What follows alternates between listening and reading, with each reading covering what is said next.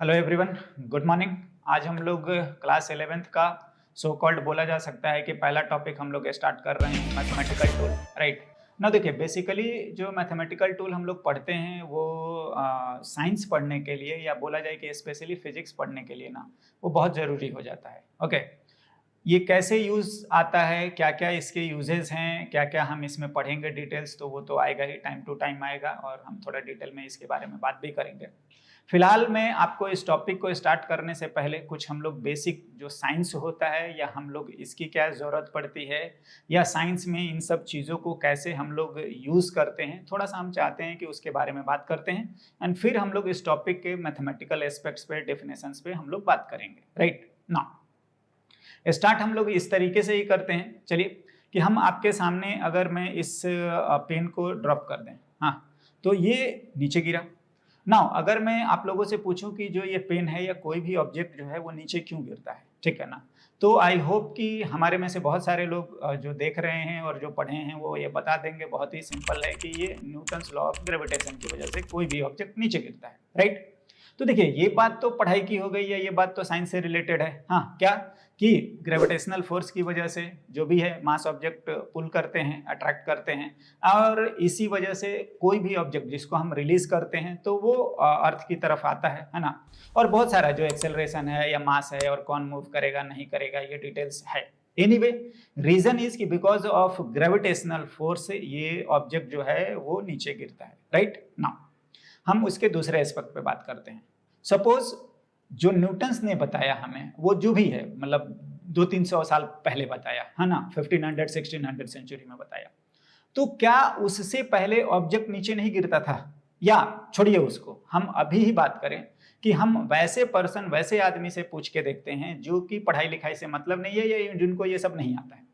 अगर उनके सामने अगर हम ये ड्रॉप करें तो क्या उनके सामने ऑब्जेक्ट नीचे नहीं गिरेगा? तो मैं अगर उन्हीं से पूछे या आप उनका आंसर अगर सुनेंगे तो उनका क्या आंसर होगा? कोई भी ऑब्जेक्ट नीचे क्यों गिरा? हाँ, पेन नीचे क्यों गिरा?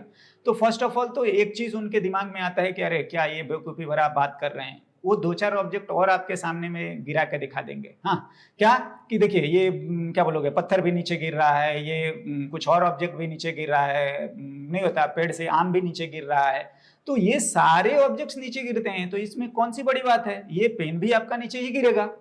ठीक है, बात आता है कि सारे ऑब्जेक्ट्स जो है वो नीचे क्यों गिर रहे हैं। हाँ, तो वो बोलेंगे कि सारे गिरते हैं इसलिए ये भी गिर रहा है, तो सारे ही क्यों गिरते हैं? तो बात फिर आ जाता है, अगर है तो है, नहीं तो ये भगवान की मर्जी है, या नहीं होता है कि ये ही होता है, या इसके पीछे गॉड है, हाँ, या जो भी है भगवान बोल ले, जो भी बोलना चाहे। तो देखिए बात यहीं से स्टार्ट होता है कि आखिर साइंस क्या होता है, नेचर क्या होते हैं, जो भी है गॉड इवेंट क्या हो जाते हैं। तो इन सिंपल वर्ड्स देखो, अगर हम किसी नेचुरल फिनोमेना का ही, हाँ, अगर हम उसका रीजन जानते हैं, हम उसका लॉजिक जानते हैं, हम उसके कारण जानते हैं, हम उसको प्रूफ कर पाते हैं, तो वो हमारा साइंस हो जाता है। और अगर हम नहीं जानते हैं, नहीं बता पाते हैं, और जिन लोगों को भी नहीं पता है वो आज भी वो भगवान भरोसे ही उनका चलता है, या वो वही बोलेंगे कि इट्स अ गॉड इवेंट, हाँ, इसके पीछे सुपर नेचुरल पावर है, हाँ, ये मिराकल है, व्हाटएवर जो भी आप यूज करना चाहें। तो देखिए अगर हम लोग इन सिंपल वर्ड्स बात करें कि साइंस क्या है, हाँ, तो अगर साइंस की डेफिनेशन की बात हो ना, तो सिंपल वे में हम लोग ये बोल सकते हैं कि study of nature with there loss. Right, अगर कोई चाहे तो साइंस का डेफिनेशन यूज कर सकते हैं, लिख सकते हैं। तो अगर हम नेचर के बारे में ही जो कुछ भी पढ़ रहे हैं उसका हमें कुछ लॉ बता देते हैं, कुछ मैथमेटिकल प्रूफ बता देते हैं, कुछ एक्सपेरिमेंटली हम उसको वेरीफाई कर पाते हैं, तो बस वही हमारा साइंस आ जाता है ना। अगर हम लोग जानकारी के हिसाब से बात करें या जो भी है हमने कितना करा है, नेचर है, तो देखो नो डाउट हमारा नेचर जो है बहुत वास्ट है, और जो हमारा साइंस है अगर टिल नाउ भी अगर हम बात करें, जितना भी हमने उन्हें तरक्की करी है या साइंस के बारे में जानते हैं, तो वो अगर बोलोगे तो बहुत ही कम है। मैं तो बोलता हूँ कि 1% भी नहीं है। Right, so nature no doubt हमारा बहुत कॉम्प्लिकेटेड है, बहुत वास्ट है, या बोल लीजिए कि बहुत ज्यादा, हाँ बहुत ज्यादा है, ठीक है ना। और उसी का कुछ पार्ट, कुछ फेनोमेनन, कुछ चीजें हम लोग साइंस में ऑब्जर्व करते हैं, प्रूफ करते हैं, समझते हैं। एंड बिल्कुल इस डेफिनेशन को वापस से हम लोग एक बार चाहें तो बोल सकते हैं, study of nature with their laws is known as what, science. Right now अगर हम साइंस की बात कर रहे हैं तो ऑफकोर्स साइंस में बहुत सारी चीजें आती है ना। और बेसिकली 11th-12th के लेवल पर बात करी जाए तो हम लोग 3 पार्ट में पढ़ते हैं, physics, chemistry and biology, right. तो हम लोग स्पेशली बात करने वाले हैं फिजिक्स, है ना। और फिजिक्स में भी हम लोग पहले फिजिक्स में तो नहीं इंटर करेंगे, हम उसके लिए कुछ चीजें जरूरत पड़ती है और इसीलिए हम लोगों ने पहले लिख रखा है मैथमेटिकल टूल। ना हम लोग बोले कि study of nature with their laws is what, science. तो देखो, अब अगर मैं बात करूं कि आखिर हम इस इतने बड़े साइंस को या इतना वास्ट नेचर को हम लोग स्टडी कैसे करते हैं, तो देखो आपके सामने में जो कुछ भी है, जो कुछ भी दिख रहा है वो बिल्कुल साइंस से रिलेटेड है, चाहे हमारा बोलना और आपका सुनना, या आप जो वीडियो देख रहे हैं, है ना, देखना भी, या जो कुछ भी मैं बोल रहा हूँ बिल्कुल उसमें साइंस होता है। और बहुत सारी चीजें तो हम लोगों ने आज के डेट में उसको ऑब्जर्व भी कर रखा है, प्रूव भी कर रखा है और पढ़ भी रखे हैं, है ना। तो हम लोग बात करते हैं 1 by 1 नाउ, स्टार्टिंग फ्रॉम कि देखिए अगर हम लोग साउंड के बारे में ही बात करने लगे तो साउंड के बारे में जो भी बोल लीजिए हम लोगों को पढ़ना है, क्लास 11th में ही बहुत डिटेल में आता है। तो अगर मैं थोड़ा सा बात करूं तो देखो, साउंड का प्रोड्यूस होना मतलब जो एक ह्यूमन वोकल कॉर्ड है या किसी ऑब्जेक्ट को हम लोग नहीं होता ड्रम बजा दे या हॉर्न है कुछ भी, तो साउंड का प्रोड्यूस होना एक अलग एस्पेक्ट है। देन वो प्रोपेगेट करता है ना, हमने बोला और आपको सुनाई दिया या रिकॉर्ड हो रहा है, तो इन सब चीजों में भी साइंस इन्वॉल्व होता है और ये अलग अलग तरीके से हम लोगों को पढ़ना होता है स्टेप बाय स्टेप। तो देखिए राइट नाउ हम लोग साउंड या और लाइट या इन सब चीजों, कॉम्प्लिकेटेड चीजों के बारे में तो करेंटली अभी नहीं बात करेंगे क्योंकि वो गड़बड़ चला जाएगा। बट द थिंग इज कि मैं आपसे बिल्कुल इसी बात को लेके चल रहा हूं कि देखिए नो डाउट मैंने बोला कि study of nature with their laws. The thing is कि हम नेचर को ही ऑब्जर्व करते हैं बारीकी से और उसी से हम लोग साइंस को सीखते भी हैं, एक्सट्रैक्ट करते हैं, प्रूफ करते हैं। कैसे? चलिए मैं आप लोगों को अगर बोलूं कि हम लोग अपने आसपास में सबसे जो बेसिक कॉमन फेनोमेना जो देखते हैं या ऑब्जर्व करते हैं वो क्या देखा है या क्या ऑब्जर्व करा है, ठीक है ना। तो आप लोग बहुत सारा बोल सकते हैं, जिसमें से मैंने बोला भी कि मेरा बोलना आपका सुनना, है ना, या अदर जो आपके आसपास हैं। दूसरा कुछ चीजों को हम लोग देख पाते हैं, है ना, लाइट है या बहुत सारा, रेन है, ये है वो है, बहुत सारा। लेकिन मैं बोलूंगा कि देखिए जो स्टार्टिंग का पोर्शन है या जो हम लोगों का ऑब्जर्वेशन है वो इस तरीके से हम लोग स्टार्ट करते हैं कि आई होप आप लोग भी इन चीज़ों को ऑब्जर्व करें हैं या समझ सकते हैं कि देखो हमारे आसपास में बहुत सारा जो चीज़ है ना वो छोटा से बड़ा होते हुए हमें दिखता है। हाँ बिल्कुल, जैसे आप पेड़ पौधे ले लीजिए, आप और हम भी, हाँ बिल्कुल छोटे बच्चे से बड़े होते हैं, है ना। तो ये सब जो प्रोसेस है मीन्स क्या है कि छोटे से बड़ा होता है, ये नेचुरली भी होता है। हाँ तो ये एक साइंस में भी प्रोसेस यूज होता है, साइंस में भी जरूरत पड़ती है और हम इसको समझे हैं, पढ़े हैं और यूज करते हैं नाउ। एंड इस चीज को हम लोग मैथमेटिकली बोलते हैं इंटीग्रेशन, छोटे से क्या बड़ा होना, राइट। सिमिलरली दूसरा प्रोसेस भी आता है क्या, बड़े बड़े जो ऑब्जेक्ट्स हैं, हाँ चाहे पेड़ ही है, हाँ बड़े बड़े पहाड़ हैं वो भी टूट जाते हैं। एनीवे पहाड़ कैसे टूटा या पेड़ कैसे टूटे वो अलग मैटर है, लेकिन वो टूटते हैं, हाँ गिरते हैं। आप और हम हैं, हम लोग भी नहीं होता है, मरेंगे, डीके होंगे, हाँ बिल्कुल बोलता है, मिट्टी में मिल जाते हैं। तो एनीवे बात ये है ना कि छोटा से बड़ा भी होता है नेचुरली और बड़े से छोटा भी होता है नेचुरली, है ना। और ये दोनों काम साइंस में यूज होता है और हम इसका बाकायदा नामकरण करे हैं, उसको हम लोग बोलते हैं, लिखते हैं। एक को हम लोग बोलते हैं डिफरेंशिएशन। हाँ तो हम लोग टॉपिक पे आते हैं और हम लोग लिख रहे हैं, एक को हम लोग बोलते हैं डिफरेंशिएशन।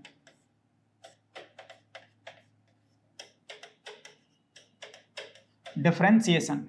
दूसरा हमारा होता है इंटीग्रेशन।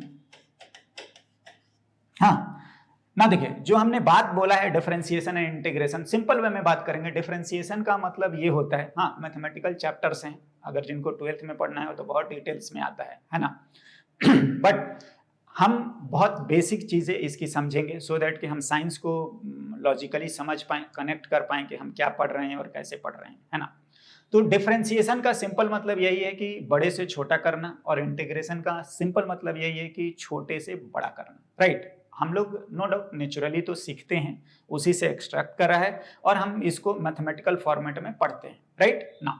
नेक्स्ट अब देखिए अगर मैं बात करूं कि नो डाउट नेचुरली भी अगर कोई भी चीजें छोटा से बड़ा हुआ है या बड़ा से छोटा हुआ है तो मे भी हम लोग समझते हैं कि हाँ ऐसे ही हो गया या कुछ भी हो गया। देखिए ये सब नहीं होता है ना। अगर आप हम ही आपस का भी एग्जाम्पल लें तो देखिए किसी का कुछ गड़बड़ हो जाए तो अलग मैटर है, बट आप देखे होंगे कि हाँ हमारा जो ग्रोथ होता है ह्यूमन बीइंग का ही ग्रोथ होता है, तो हाथ का बढ़ना, पैर का बढ़ना, नोज का बढ़ना, आईज का बढ़ना, ईयर का बढ़ना, तो ये सब एक प्रोपोर्शंस होते हैं। ऐसा नहीं कि होता है कई बार गड़बड़िया, लेकिन मैं बोलूंगा कि इनका एक डायरेक्शन होता है, इसका एक लॉ होता है, या हम बोल लीजिए कि देखिए जो कुछ भी छोटा से बड़ा होता है या बड़ा से छोटा होता है ये प्रॉपरली डायरेक्शन के साथ होता है। फिर मैं बोलूंगा कि अगर आपको ना समझ में आए, नहीं पता है, इसका मतलब ये नहीं है कि हाँ वो होता ही नहीं है। हाँ जी, हम अभी भी बोल रहे हैं कि नेचर बहुत वास्ट है और साइंस हमारा बहुत ही छोटा है। हाँ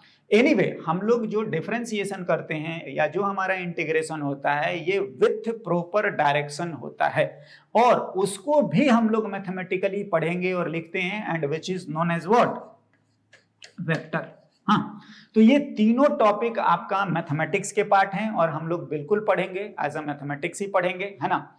और जो कुछ भी ये ऑपरेशन है हम इसको बिल्कुल नेचर से कनेक्ट करते हुए पढ़ते हैं। एंड एक बात और है, जैसे अगर हम बोलते हैं डिफरेंशिएशन, इंटीग्रेशन या वेक्टर, जो भी चीजें हैं हमने नाम लिखा है, इसका मतलब छोटा से, हाँ सॉरी, डिफरेंशिएशन का मतलब होता है बड़े से छोटा करना, डिसइंटीग्रेट करना, पुट देम अपार्ट। हाँ छोटे छोटे, हम इसके डिटेल में आएंगे तो हम इन सब बातों को करेंगे।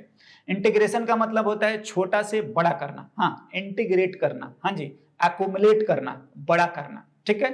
वेक्टर का मतलब बेसिकली अभी तो हम यही समझे कि हाँ ये एक प्रॉपर डायरेक्शन के लिए आता है, और जो भी ये कुछ होता है छोटा से बड़ा या बड़ा से छोटा, ये डायरेक्शनली होता है, ये प्रॉपर गाइडलाइन के साथ होता है। हाँ ना, नेक्स्ट अगर हम लोग और थोड़ा सा डिटेल में इसके बारे में बात करी जाए ना, तो देखिए अगर मैंने बोला कि देखो नेचुरली भी, हाँ सपोज पेड़ है तो पेड़ टूटेगा, कैसे टूटेगा, तो चलिए एक तो होता है कि आप जाके उसको ब्लेड से या एक्स से काट दीजिए, तो नहीं, अभी हम लोग मैकेनिकल या ह्यूमन कोई भी इनपुट नहीं लगा रहे हैं, नेचुरली। तो आप बोल सकते हैं कि नहीं साइक्लोन, आंधी तूफान, इन सब की वजह से टूट जाएगा, है ना। या बोल लीजिए कि बड़ा पहाड़ी है, हाँ बड़े बड़े पत्थर हैं वो टूट जाए, तो कैसे टूटेंगे, हाँ अर्थक्वेक, भूकंप आ जाए तो वो भी होता है। तो देखो अगर आप बोलोगे कि साइक्लोन है, टोर्नेडो है, या जो भी मतलब अर्थक्वेक है, तो आप ऐसा बोल सकते हैं कि ये नेचुरल टूल हैं। ध्यान से, नेचुरल टूल हैं। हाँ साइक्लोन आने से बड़े बड़े पेड़ उखड़ जाता है, या मेरा पर्पस ये है कि वो बड़ा से छोटा कर देता है। हाँ जी, नेचुरल टूल होता है कि वो बड़ा से छोटा कर देता है। जो अर्थक्वेक है वो अगेन बड़े बड़े पहाड़ को तोड़ देता है, या जो भी प्लेट्स हैं उनको तोड़ता है। तो एनीवे ये जो चीजें हैं हम इसको सिंपल वे में समझे तो बोल सकते हैं कि these are known as natural tool. हाँ एनीवे अगर आप ये बात करेंगे तो जो हम लोगों ने लिख रखा है ये क्या है, मैथमेटिकल टूल। एक्चुअली में साइंस में पढ़ने के लिए हम लोगों ने इसको जो यूज करा है या हम यूज करते हैं, इसको हम लोग बोलते हैं क्या, मैथमेटिकल टूल। नाउ नेक्स्ट अगर आप ध्यान देंगे थोड़ा और डिटेल में, तो सपोज हमारा साइक्लोन आया, ठीक है, साइक्लोन आया तो वो पेड़ को तोड़ सकता है, समझ रहे हैं। नाउ द थिंग इज कि अगर आपको बोले कि चलिए बड़ा से छोटा करने का जो प्रोसेस है, हाँ या जो तरीका है नेचुरली, आंधी तूफान या जो भी साइक्लोन है, तो सपोज अगर साइक्लोन जो है वो आया जो भी बोल लीजिए ऐसे जगहों पर जहां पेड़ ही नहीं है, हाँ रेगिस्तान, तो अगर साइक्लोन रेगिस्तान में आएगा तो पेड़ थोड़ी ना टूट जाएंगे, पेड़ तो है ही नहीं। या मैं अगर एक और एग्जांपल बोलूं, क्या कि चलिए हम लोगों को ना बड़ा से छोटा करना है, समझ रहे हैं, तो बड़ा से छोटा करना है, तो अगर हम लोगों को भी ये समझाया जाए, जैसे मैंने बोला कि बड़ा से छोटा करना एक प्रोसेस है, उसको हम लोग क्या बोलते हैं, डिफरेंशिएशन। हाँ छोटे से बड़ा करना एक प्रोसेस है, क्या होता है, इंटीग्रेशन, राइट। तो अगर ये काम करना है तो इसका एक डायरेक्शन होता है, मतलब वो हमें प्रोवाइड करता है कौन सा, वेक्टर।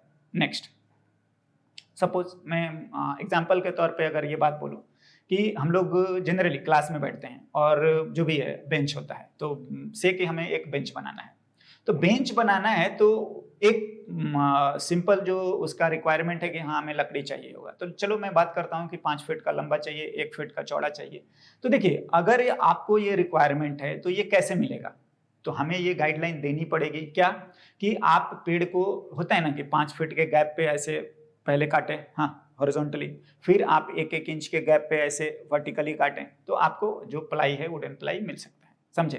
अब ध्यान दीजिए क्या क्या है।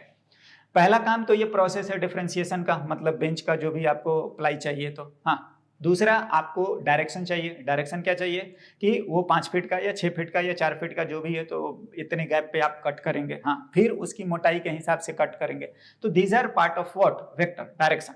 नेक्स्ट, अगर आप कट कर रहे हैं तो कुछ ना कुछ आपको जो भी इंस्ट्रूमेंट चाहिए, एक्स, ब्लेड, हाँ कुल्हाड़ी, तो व्हाटएवर वो आपका टूल्स है, और वो आपको बोल सकते हो कि these are known as mechanical tool. हाँ जी। ना आपको अगर ये बात है कि हमने एक्स ब्लेड दे दिया, ठीक है ना, मतलब मैकेनिकल टूल प्रोवाइड कर दिया। दूसरा बात, आपको समझा भी दिया कि हाँ आपको काटना है ऐसे, फिर ऐसे वर्टिकली, है ना। तो अगर ये समझा दिया एंड हमने आपको भेज दिया कि आप जाइए, चलिए मैं बोलता हूं कि आप वाटर डैम चले जाओ, और वाटर डैम चले जाओ और आप ये काम करें, तो आई होप कि हमें लकड़ी का प्लाई तो नहीं मिलने वाला है। वाटर डैम में जाके हम ऐसे ऐसे करेंगे तो हमें लकड़ी का प्लाई थोड़ी ना मिलेगा, नहीं मिलेगा ना। अगर कोई बोल दे कि नहीं चलिए कोल माइन चले जाइए, तो कोल माइन में भी जाके हम ऐसे ऐसे करेंगे तो ठीक है, पत्थर है तो पत्थर कट सकता है, या पत्थर का वो जो भी स्लैब मिल सकता है, लकड़ी का हमें प्लाई तो नहीं मिलने वाला। मैं क्या बोल रहा हूं ना, देखिए जो कुछ भी ये ऑपरेशन है, जो कुछ भी हम ये काम करते हैं, डिफरेंशिएशन हो, इंटीग्रेशन हो, और जो डायरेक्शंस हम यूज करते हैं ना, वो यूज करते हैं हम लोग फंक्शन पर, हाँ। और पहला उसी को हमारे लिए समझना जरूरी है इन तीनों को पढ़ने से पहले, राइट। और हम उसको लिख भी दे रहे हैं आपका। हम लोग पहले जो पढ़ेंगे उसको हम लोग बोलते हैं फंक्शन, हाँ। और आप चाहें तो आप इसको लिख सकते हैं 1, 2, 3 and 4। 1 by 1 हम लोग सारे को पढ़ेंगे, हाँ। और थोड़ा थोड़ा पढ़ते हैं। वैसे ये जो भी चैप्टर लिखा हुआ है ये क्लास 12th के मैथमेटिक्स के पोर्शन है, और वहां पर बहुत डिटेल में पढ़ने होते हैं। खैर, हम लोगों को फिजिक्स में स्टार्टिंग में ही जरूरत पड़ता है, और इसीलिए हम लोग इन चारों टॉपिक को थोड़ा थोड़ा पढ़ते हैं, इतना कि हमारा फिजिक्स का काम चल जाए, हाँ। एंड हम उस अंडरस्टैंडिंग को यूज करते हुए हम फिजिक्स को पढ़ेंगे, राइट। नाउ सबसे पहले हम लोग बात करते हैं फंक्शन का, है ना, और 1 by 1 हम इन तीनों चारों टॉपिक को पढ़ेंगे, है ना। तो हम बात कर रहे थे कि चलिए हमें लकड़ी काटना है या जो भी हमें प्लाई चाहिए, तो हमें कहां पर जाके ये काम करना चाहिए, क्या करना चाहिए, हमें जंगल में जाना चाहिए, हाँ, या जो भी है आप फॉरेस्ट बोल लीजिए, या क्या बोलते हैं बगीचे चले, मतलब ऐसी जगहों पर जाइए जहां पर लकड़ी हो, हाँ। तो देखो ये सब जो ऑपरेशन है वो हम अप्लाई करते हैं कहां पर, फंक्शन पर, है ना। और फंक्शन क्या होता है, हम यहीं से पढ़ाई अपना स्टार्ट करेंगे, या मैथमेटिकली हमारा स्टार्ट हो जाता है। Okay, so coming to the function, now हम लोग इसके बारे में लिखते हैं, है ना। तो फंक्शन, यस, फंक्शन क्या होता है, अगर डेफिनेशन वाइज बात करा जाए तो सिंपल वे में, यस, फंक्शन को हम लोग लिखते हैं it's a relation between two variables,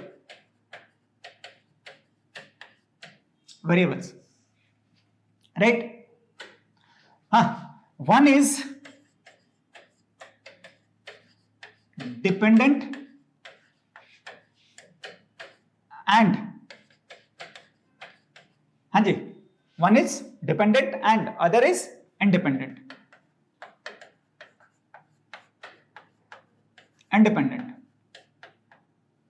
ना। देखो जो हमने लैंग्वेज में लिखा है, ये जो भी बोल लीजिए, बहुत कुछ तो टिपिकल नहीं है, लेकिन हमें इसको समझना बहुत जरूरी है कि हम जो रिलेशंस हैं, है ना, हमने साफ साफ बोला है कि फंक्शन क्या होता है, इट्स अ रिलेशन। और 2-3 टर्म हमारे पास आ गए हैं, वेरिएबल्स हैं, और इनमें एक को डिपेंडेंट बोला जा रहा है, दूसरे को इंडिपेंडेंट बोल रहे हैं, है ना। तो देखो हमने आपको समझाया, पहला तो यही बताया क्या, कि जो फॉरेस्ट है, हाँ, जो बगीचे हैं, जो जंगल है, वो आपका फंक्शन है, किसका, ट्री का, अगर आप साफ सुथरा बात करें तो ना। हम इसको आते हैं मैथमेटिकली थोड़ा और आपको एक्सप्लेन करते हैं। ये बोला गया है कि ये 2 वेरिएबल का रिलेशन है। वेरिएबल आप समझ रहे हैं, जिसकी वैल्यू चेंज होती जाए, राइट। नाउ जिसमें से एक डिपेंडेंट है और दूसरा क्या है, इंडिपेंडेंट है। अगर आप इसी चीज को मैथमेटिकली प्रेजेंट करेंगे तो हम लोग इस तरीके से लिखते हैं, ऐसा y equals to F x.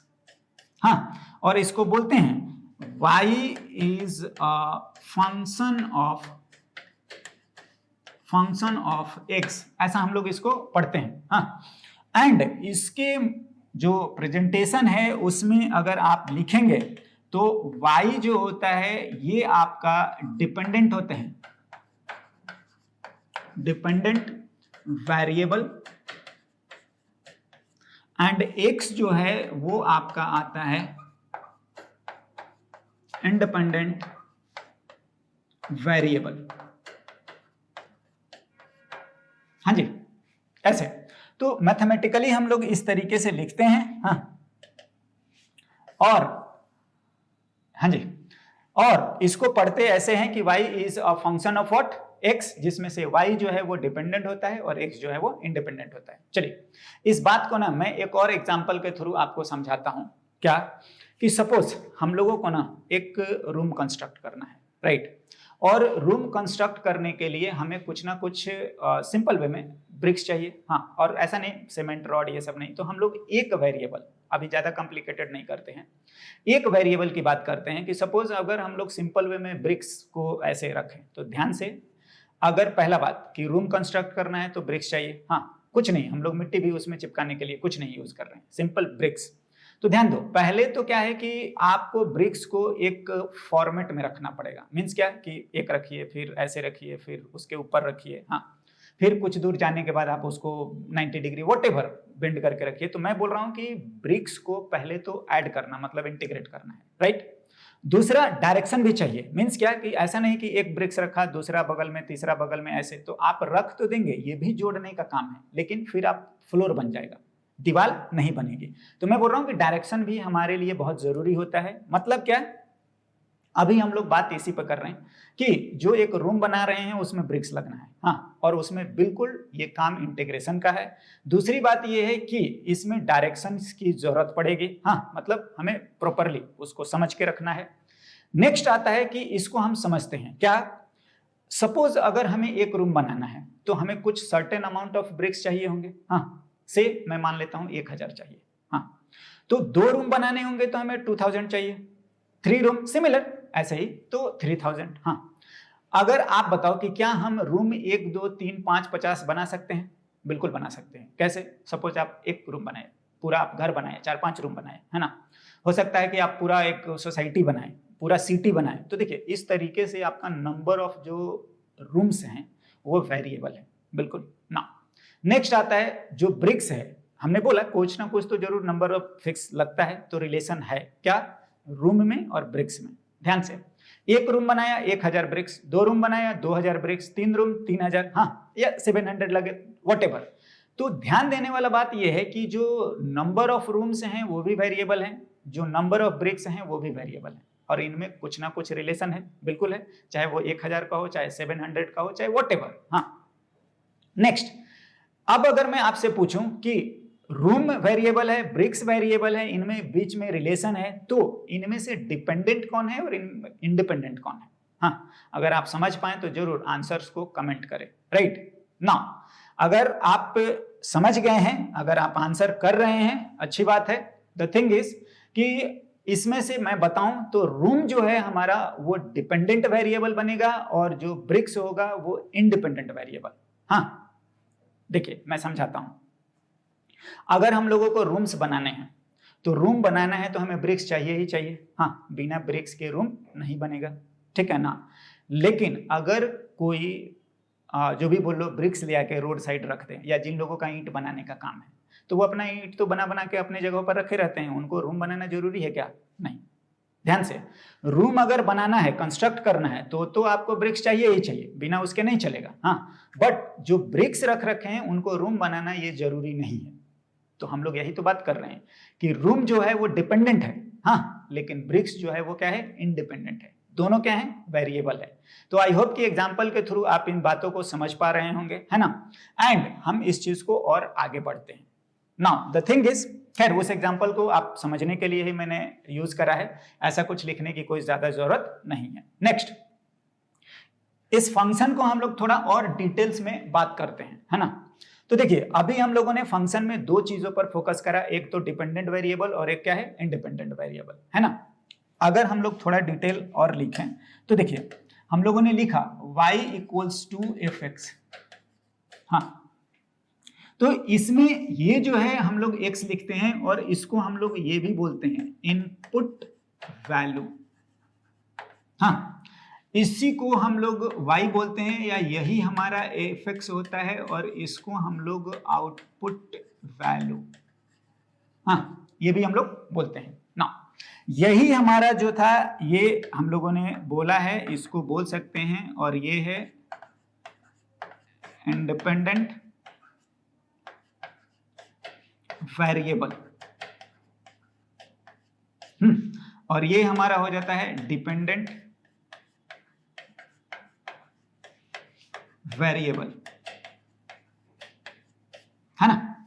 ये नाउ जो बॉक्स हमने बनाया है आप उसको समझें, ये है हमारा फंक्शन, मतलब टाइप ऑफ रिलेशन। जैसे देखिए एक तो बात ऐसा होता है ना कि सपोज हमने इनपुट लगाया, से हमने 1000 ब्रिक्स लगाया, तो क्या 1000 ब्रिक्स से केवल रेक्टेंगुलर घर ही बनेगा?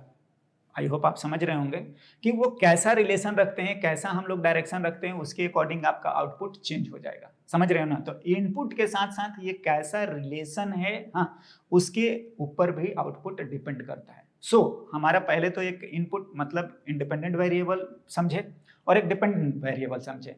इनके बीच में एक और चीज आता है हमारे लिए समझने का कि वो what kind of relation they are, what kind of relation they have, right. Now जो हमारा टाइप ऑफ रिलेशन होता है वो भी हमारे लिए जरूरी हो जाता है ना। नेक्स्ट बात आती है कि हम एक ही इनपुट के कॉरस्पॉन्डिंग अलग अलग आउटपुट हम गेन कर सकते हैं और उस रिलेशन को चेंज करते हुए, समझ रहे हैं। जैसे मैंने समझाया कि अगर हम से कि 1000 ब्रिक्स लगा रहे हैं तो 1000 ब्रिक्स से क्या हमें केवल और केवल रेक्टेंगुलर घर ही बनेगा? नहीं, हम लोग उसको जो भी है ट्रायंगुलर बना सकते हैं, गोल बना सकते हैं, है ना, अलग अलग शेप दे सकते हैं, राइट।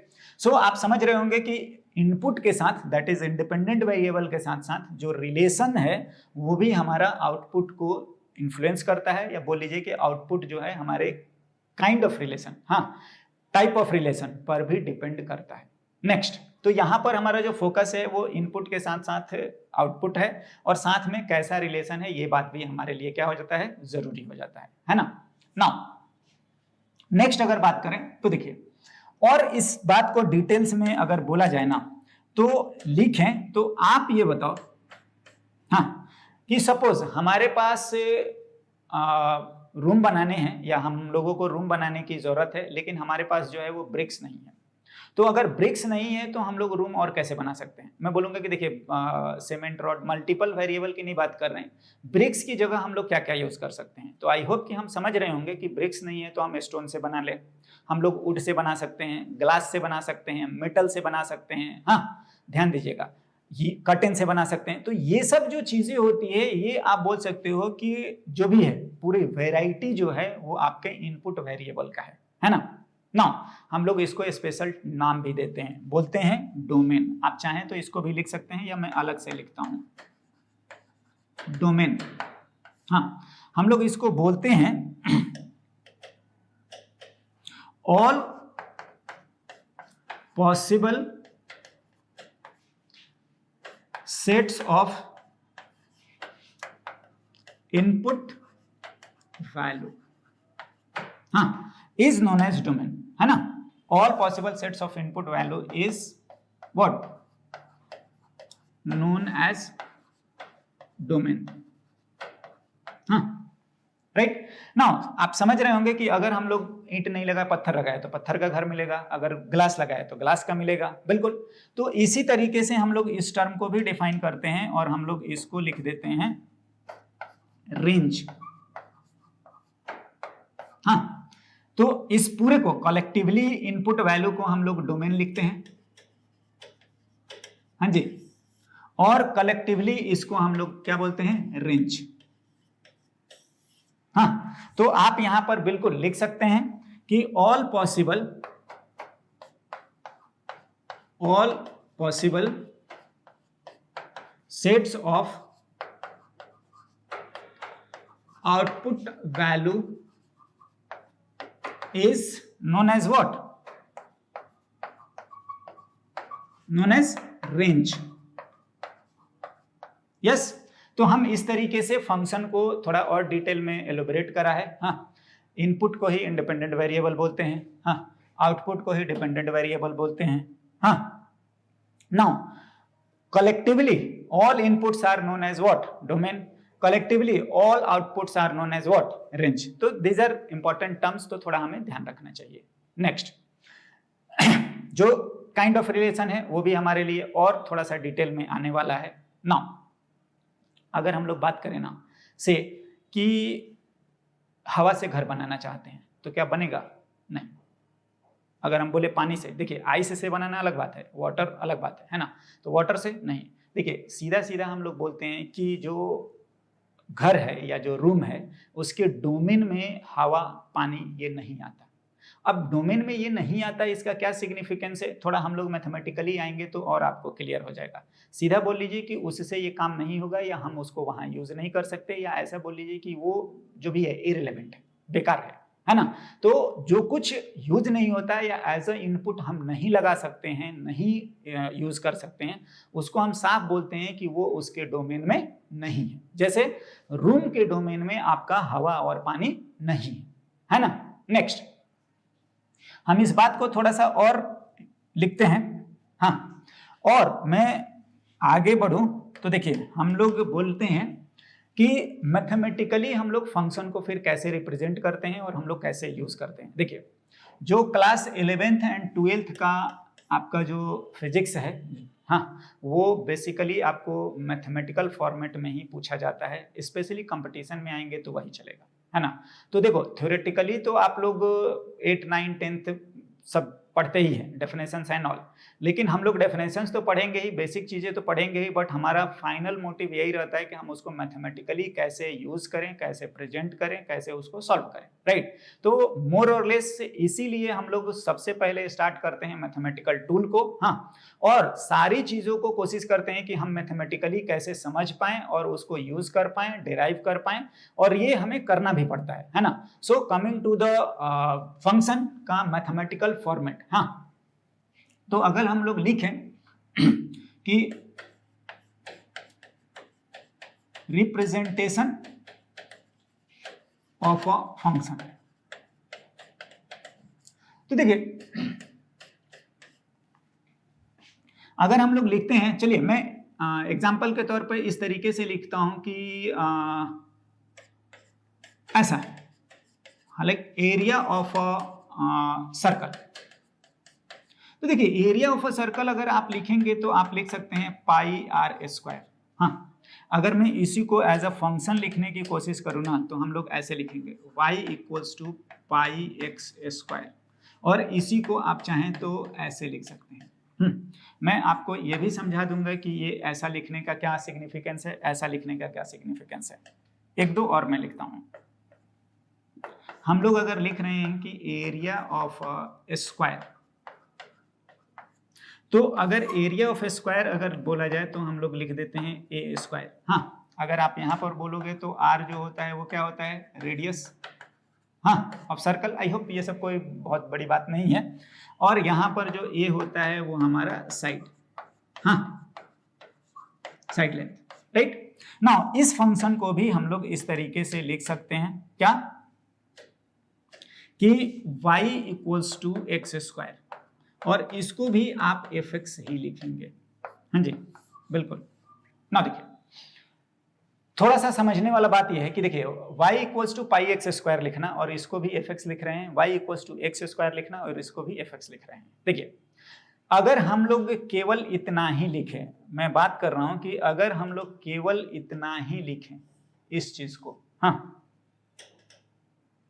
हाँ जी, अगर हम लोग बात कर रहे हैं कि केवल इसको इतना ही अगर मैं लिखूं ना, इतना ये, तो इसका मतलब ये है कि रिलेशन का एक्चुअल डेफिनेशन, या आप बोल सकते हो कि रिलेशन इज वेल डिफाइंड, हाँ क्लियरली बता दिया। जैसे हम लोग बोल रहे थे कि रूम बनाने के लिए हमें ब्रिक्स चाहिए, तो देखो एक बोलना है कि रूम बनाने के लिए 1000 ब्रिक्स चाहिए और एक बोलना है कि रूम बनाने के लिए ब्रिक्स चाहिए, इन दोनों में फर्क है।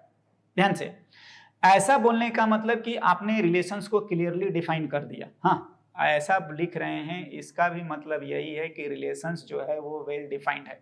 मे बी आप बोल सकते हो कि रूम बनाने के लिए 700 ब्रिक्स चाहिए। हाँ, नाउ अगर हम लोग y इक्वल्स टू fx लिख रहे हैं, ध्यान से, केवल आप इसको केवल दिखा रहे हैं कि ऐसा लिखा हुआ है कि एक y बोल रहे हो और एक fx बोल रहे हो। हाँ, अगर आप ये बोल रहे हैं कि ये आपके पास जो लिखा गया है वो एक y है और एक आपका fx है, ध्यान से, तो देखिए आपको बस यही है कि आप ऐसा ही बात कर रहे हैं कि हाँ हमें रूम बनाना है और हमें ईंट चाहिए, तो स्वाभाविक बात है कि भाई आपको ईंट ढूंढ रहे हैं या ईंट चाहिए, लेकिन कितना चाहिए ये रिलेशंस को वेल डिफाइन करता है। हाँ, तो ये लिखना आपका ज्यादा सुटेबल है या ज्यादा सही बात है, या बोल दीजिए कि अगर आप ऐसा नहीं भी लिखे हैं तो y इक्वल्स टू fx भी लिखे हैं तो लोग समझ रहे हैं, या ये एक फंक्शन को मैथमेटिकली प्रेजेंट करने का क्या है, तरीका होता है ना। जैसे अगर आपको जनरल लाइफ में भी अगर हम बात करें ना, तो कोई अगर बोलता है किसी के बारे में, सपोज आपके आस पड़ोस में ही कोई है, हाँ, और अगर आप उनको बोलते हैं कि नहीं ये मेरे जो हैं रिलेटिव है,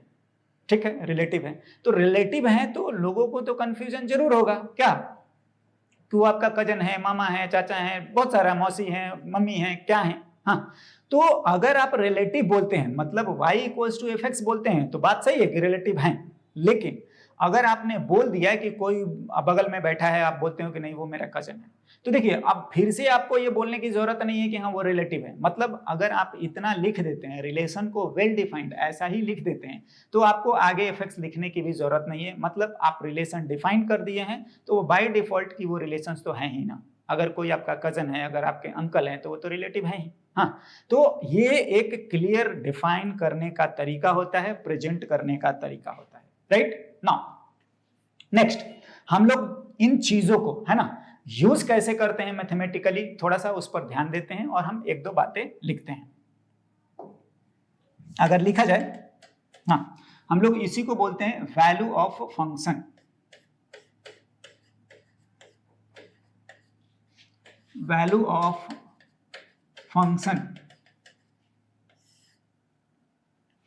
नाउ वैल्यू ऑफ फंक्शन में चलिए मैं एक एग्जांपल लिख रहा हूं, सिंपल, बहुत सिंपल है। ऐसा लिखा जाए, if y equals to X square plus 1, हाँ, then find the dependent variable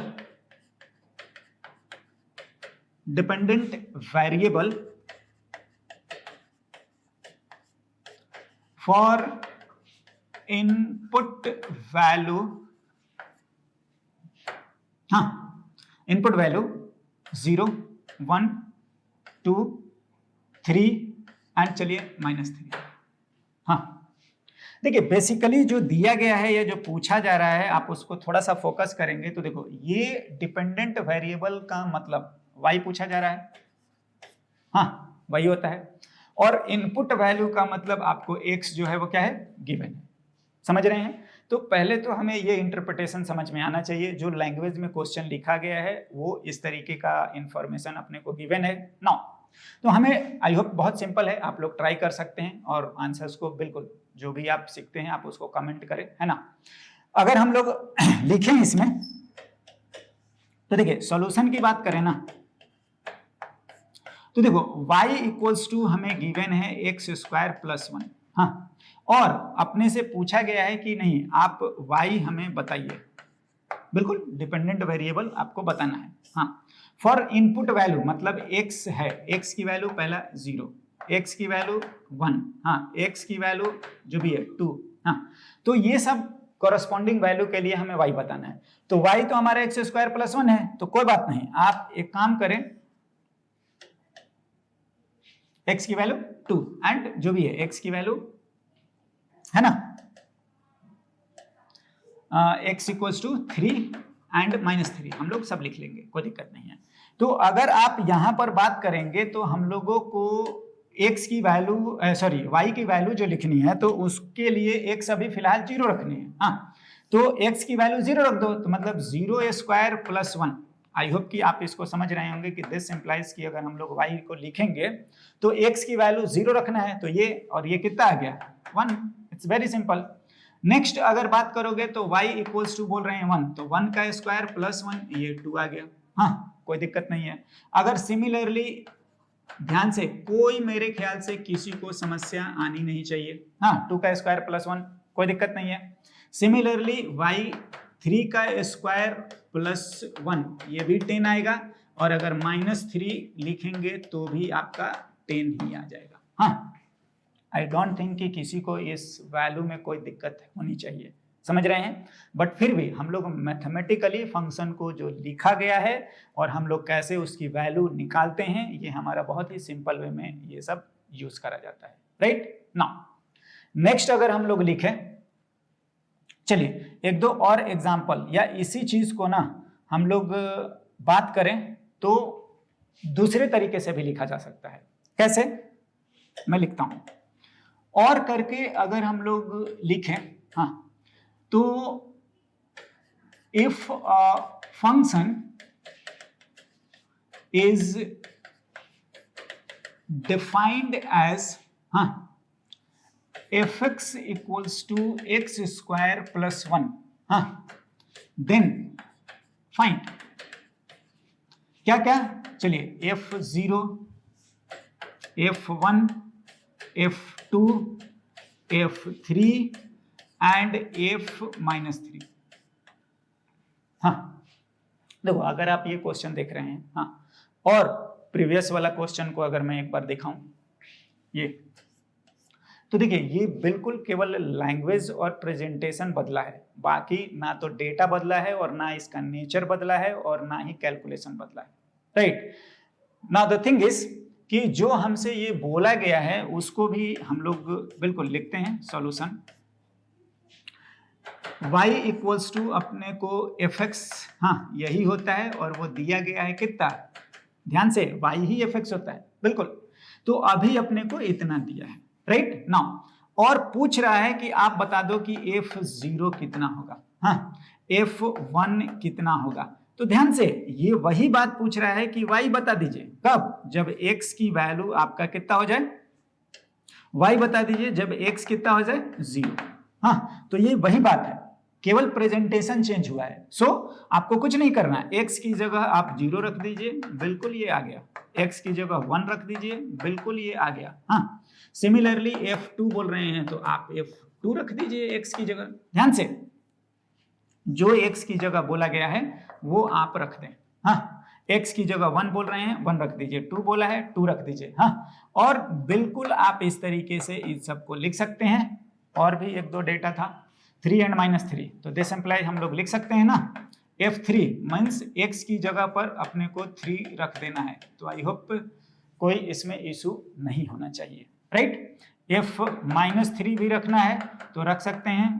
हाँ, और ये अगेन 10।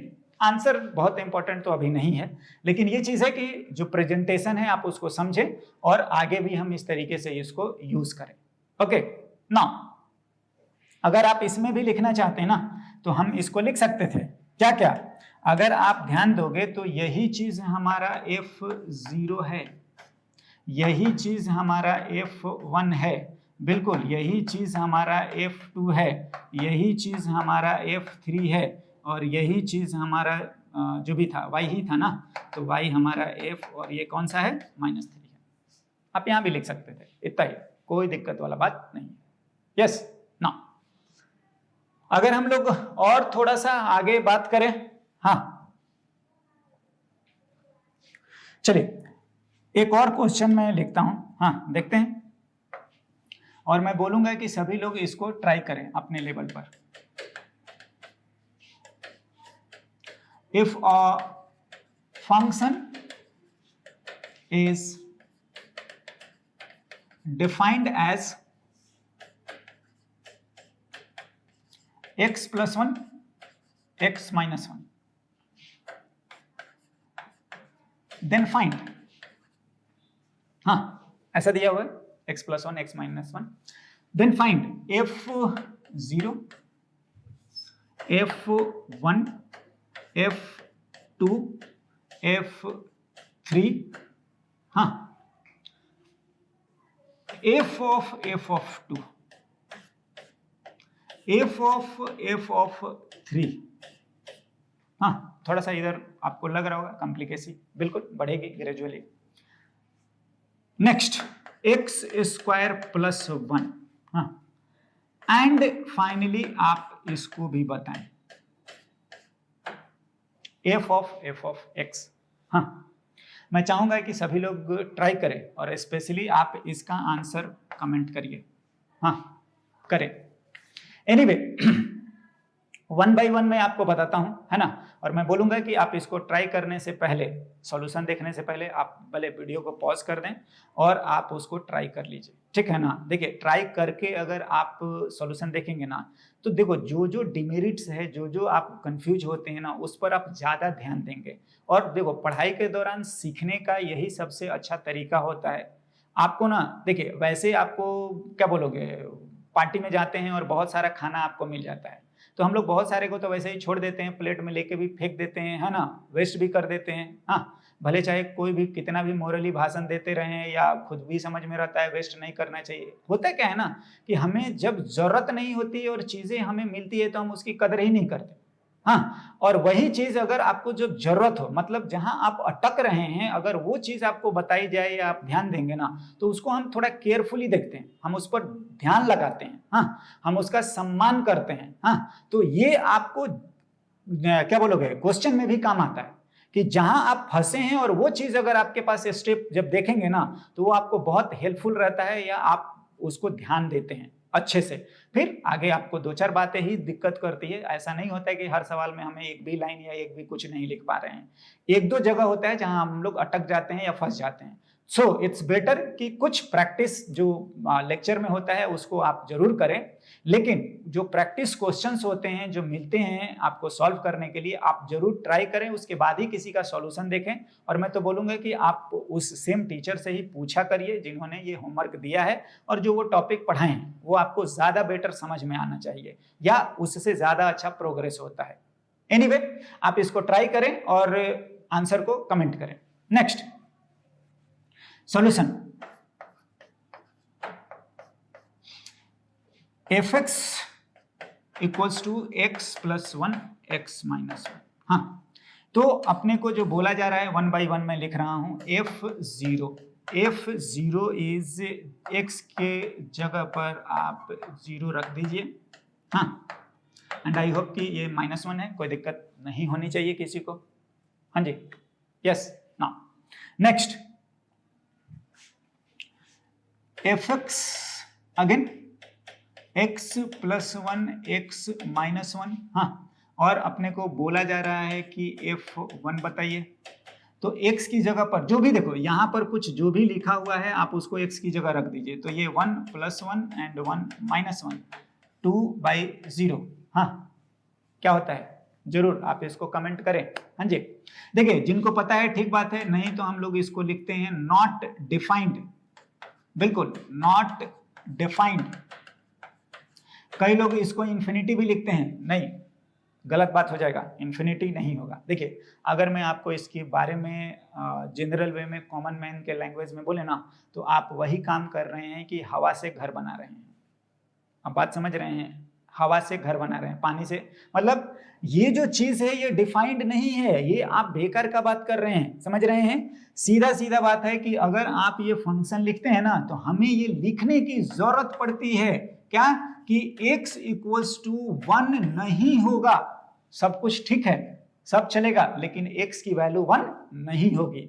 अगर 1 रखेंगे तो ये डिफाइंड नहीं है। Something upon 0 is what, not defined, right. Infinity नहीं, गलत हो जाएगा, है ना। जब आप मैथमेटिक्स पढ़ेंगे या कभी आएगा वो तो इंफिनिटी कब होता है मैं बता भी दूंगा, लेकिन फिलहाल हम लोग इस क्वेश्चन पर ध्यान देते हैं और आगे बढ़ते हैं, राइट। नेक्स्ट इसी तरीके से अपने को f2 बोला है ना, ये एक इंपॉर्टेंट एस्पेक्ट है, आप जरूर ध्यान रखिए। f2 कोई बात नहीं, x की जगह 2 बोला है, आप 2 रखें, है ना। तो ये आ गया 3/1 एंड विच इज 3। f3 भी बोला गया है तो आप x की जगह 3 रखें, कोई दिक्कत वाला बात नहीं है। 4/2 विच इज 2। हाँ, आई होप इन सब में किसी को समस्या होनी भी नहीं चाहिए, है ना।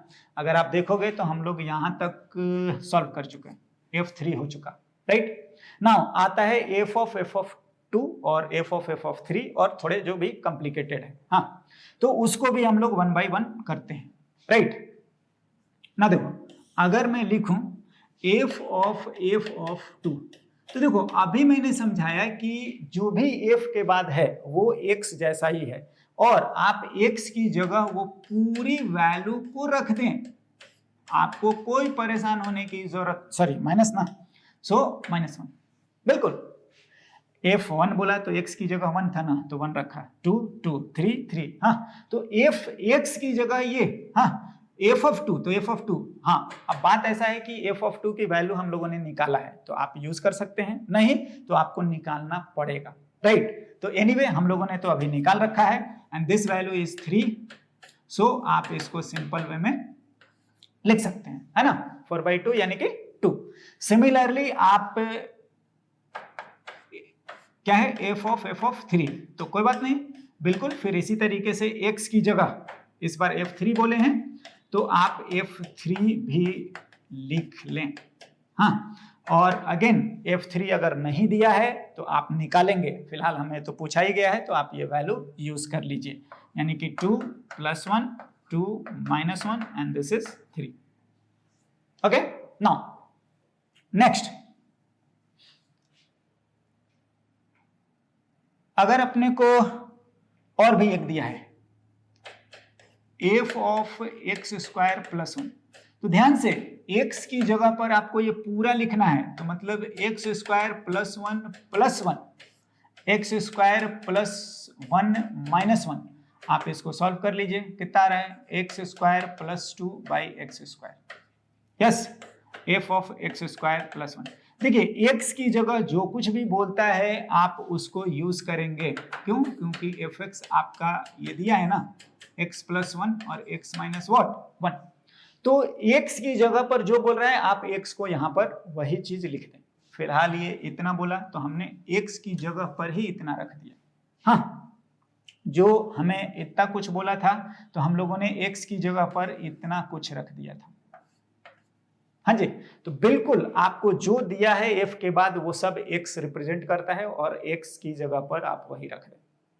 यस, नेक्स्ट एक और हमें क्वेश्चन गिवन है, हाँ, और उसको भी हम लोग लिखते हैं, चलिए लिखते हैं। एंड दिस इंप्लाइज f(f)(x) कितना होगा, तो x + 1 और x - 1, तो ये x की जगह पर fx बोल रहे हैं ना, रखें, हाँ जी, दिया है fx जो है x + 1 और x - 1, हाँ। इसका आंसर कमेंट करें, जो लोग भी अच्छा आंसर देते हैं मैं उनको रिप्लाई भी करता हूं, है ना। और अगर आपको आगे इन फ्यूचर कुछ सपोर्ट चाहिए, डिस्कशन चाहिए तो वो भी ठीक है ना। अब ऐसा नहीं टाइम खराब करने वाला नहीं, लेकिन जो कुछ भी सिंसियरली भी ऑनलाइन कर रहे हैं आप जरूर आप उस पर रिप्लाई करिए, हम आपको बिल्कुल कंटिन्यूअसली सपोर्ट भी करते रहते हैं, है ना। एनीवे आप इसको ट्राई करें, पूरी fx की वैल्यू लिखेंगे, x + 1 x - 1, यस, x की, हाँ, जगह पे fx ध्यान से ये पूरा है। Now again x + 1 x - 1 and ये -1, सिंप्लीफाई करिए इसको हम लोग, जो भी है आई होप कि it's a matter of simplification, x - 1, हाँ, नीचे में भी हम लोग इस तरीके से सॉल्व कर सकते हैं, x - 1 अपॉन x - 1, है ना। तो अगर आप इसको लिखेंगे तो ये कैंसल, ये कैंसल, हाँ, कितना आ रहा है, ऊपर में बच गया अपना f(x), हाँ जी, तो x 2x बच रहा है, यस, ये भी तो कैंसिल हो रहे हैं ना, हाँ, और नीचे में x कैंसिल हो जा रहा है, 2 बच रहा है, ठीक है। ये भी कैंसिल। ध्यान से एफ ऑफ एक्स जो है वो एक्स के बराबर आ रहा है, हाँ जी, एक्स के बराबर। एनीवे रिजल्ट क्या आया अभी हमारे लिए बहुत ज़्यादा इंपॉर्टेंट नहीं है, बट ये है कि सॉल्व करने हमें आना चाहिए, है ना। और हम फंक्शन को इसी तरीके से हैंडल करा करेंगे। ध्यान से, अगर कोई फंक्शन ऐसा आता है, क्या आ गया है, एफ ऑफ वाई, अरे वाई ही तो एफ एक्स होता है, और वो अगर एक्स के बराबर आ जाए तो पता है इस तरीके का फंक्शन का कुछ स्पेशल नाम है। वैसे इसको हम लोग बोलते हैं कि इनवर्स फंक्शन होता है ना। खैर फंक्शन बहुत एक डिटेल्ड चैप्टर है, मैंने बताया भी क्लास 12th में जिनको मैथमेटिक्स पढ़ना होता है उनको जितने भी मैंने तीनों चारों चैप्टर लिखे हैं वो बहुत अच्छे से डिटेल में पढ़ना है। बट द थिंग इज कि जिनको मैथ्स नहीं पढ़ना है वो फिर फिजिक्स कैसे पढ़ेंगे। दूसरी बात ये है कि क्या 12th पढ़ने के बाद हम 11th पढ़ेंगे, ऐसा नहीं होगा। तो हम लोग इसीलिए स्टार्टिंग में थोड़ा बेसिक जो चीज़ है, और बेसिक क्या ये आपके लिए मोर देन सफिशिएंट है ना। तो ये हमारा फंक्शन रहा, हाँ, और हम लोग इसको हैंडल करते हैं ना।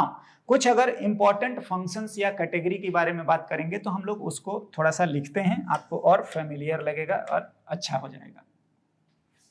देखिए अगर हम लोग इस तरीके से लिखते हैं कि चलिए y इक्वल्स टू ऐसे लिख दीजिए x square plus 2x plus 1, हाँ, या ऐसा नहीं कि x ही 4b 5b, हाँ, तो ये अगर इस तरीके का लिखते हैं तो ये सब भी fx होता है, और आप इसका स्पेशल हम लोग नाम दे देते हैं। हालांकि मैं ज़्यादा डिटेल में नहीं जाऊंगा, इसको हम लोग एल्जेब्रिक फंक्शन बोल देते हैं, हाँ, और ये फंक्शन x का है।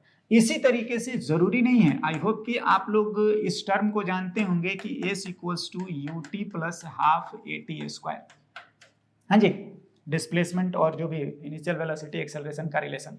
तो अगर आप इसको लिखें कि चलिए हम लोग लिख लेते हैं कि 4t प्लस 2t स्क्वायर, तो पता है आप इसको इस तरीके से लिखें, हाँ बिल्कुल। देखिए ये तो मैथमेटिकली बताया गया है, समझाया गया है, हाँ, और ये आपको फंक्शन के जैसा इन जनरल वे में समझाया जा रहा है कि जो डिस्प्लेसमेंट है वो फंक्शन है किसका, टाइम का, हाँ। तो ये एक बहुत स्पेशल सा केस होता है जो ऐसा है, लेकिन ये जनरल सी बात है कि डिस्प्लेसमेंट टाइम पर क्या करता है, डिपेंड करता है ना। टाइम इंडिपेंडेंट है ये जो इधर हम लोग लिखते हैं, तो ऐसा जरूरी नहीं है कि हर बार y और x ही रहे, राइट नाउ। इस तरीके से और भी आपका नोटेशन बदल सकता है। मीन्स क्या मैं बोल रहा हूं, अगर आपको साइन थीटा लिख दें, या नहीं होता है साइन स्क्वायर थीटा लिख दें, कॉस 2 थीटा लिख दें, तो ये सब देखिए ये आपके फंक्शन ऑफ क्या हो गए, थीटा। देखिए ये सब को स्पेशल नाम दिया जाता है ट्रिगोनोमेट्रिक फंक्शन, है ना। तो अब नाम पर हम नहीं जाएंगे, इस तरीके से और भी कुछ होते हैं, हाँ, इसको ex भी एक्सपोनेंशियल फंक्शन, हाँ। तो वैसे भी देखो नाम हमारे लिए या फंक्शन हमारे लिए बहुत डिटेल में पढ़ना ये हमारी जरूरत नहीं है, लेकिन इनको पहचाने, ये सब हमारे लिए फंक्शन का काम करेंगे या फंक्शन ही हम ट्रीट करेंगे, ये हमारे लिए ज्यादा जरूरी है, राइट ना। इसी तरीके से एक लॉगरिथमिक फंक्शन भी लिखते हैं, हाँ। लॉग में दो चीजें होती है, एक बेस और एक जो भी मैंटिसा बोलते हैं। आप इसमें ऐसा भी लिखते हैं, बेस में e और x, तो इसी को शॉर्ट में ln x भी बोला जाता है। अगेन जो भी लिखा गया है ये सब आपके फंक्शन ऑफ क्या है, x है, हाँ। तो ये कुछ स्टैंडर्ड नोटेशंस या फंक्शंस लिखने के तरीके हैं, और हम लोग जब भी आएगा तो इसको समझेंगे भी और इसको इस तरीके से ट्रीट भी करेंगे, सॉल्व भी करेंगे, राइट नाउ। हम इन्हीं चीजों को यूज करके, जैसे हमने बोला था कि जो डिफरेंशिएशन है वो हम फंक्शन का ही करते हैं। सो नेक्स्ट टॉपिक हम लोग डिफरेंशिएशन पर आते हैं।